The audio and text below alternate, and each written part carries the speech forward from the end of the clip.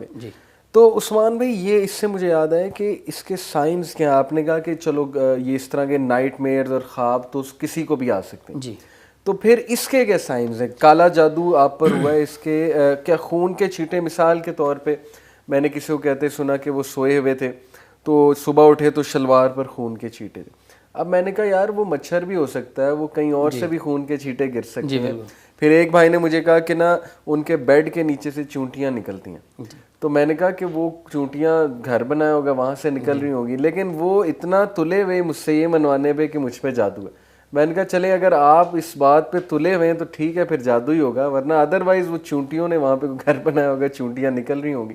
تو اس کے سائنس کیا ہوتے ہیں؟ اچھا محمد علی بھائی، سب سے پہلی بات جو سمجھنے کی ہے، لوگ اتنا خوف زدہ ہوتے ہیں جنات سے، جادو سے، کہ میں یہ ذاتی طور پہ سمجھتا ہوں کہ شاید اللہ کا اتنا ڈر نہیں. اللہ کا ڈر ہو تو پھر چھوٹے چھوٹے خوف سے انسان ڈسٹرب نہیں ہوتا. صحیح. جادو ابھی محلے کے بالکل وہ آخری گھر میں پہنچا ہوتا ہے جی جی یا اس ٹاؤن میں انٹر نہیں ہوا ہوتا تو انسان پہلے تھر تھر کانپنا شروع ہو جاتا ہے. وَأَنَّهُ كَانَ رِجَالٌ مِّنَ الْإِنسِ يَعُوذُونَ بِرِجَالٍ مِّنَ الْجِنِّ فَزَادُهُمْ رَهَقًا. جب ہم ڈرتے ہیں تو یہ اسٹرانگ ہوتا ہے. بیسک سمجھنے کی ضرورت ہے کہ جادو ہے کیا، پتہ کیسے چلے گا. جادو ایک وسوسے کا نام ہے. اچھا.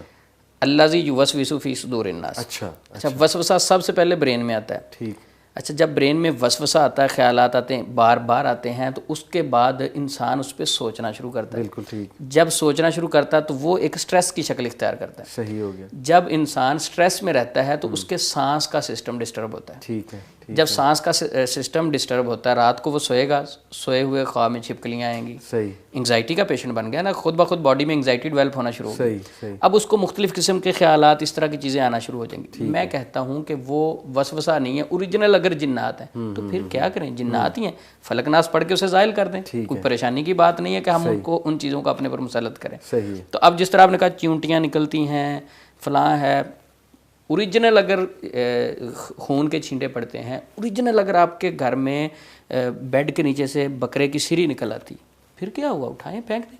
خوف زدہ نہ ہوں. جب آپ پینک ہوتے ہیں، جب آپ خوف میں جاتے ہیں، اس وقت شیطان انٹری مارتا ہے. ٹھیک ہے.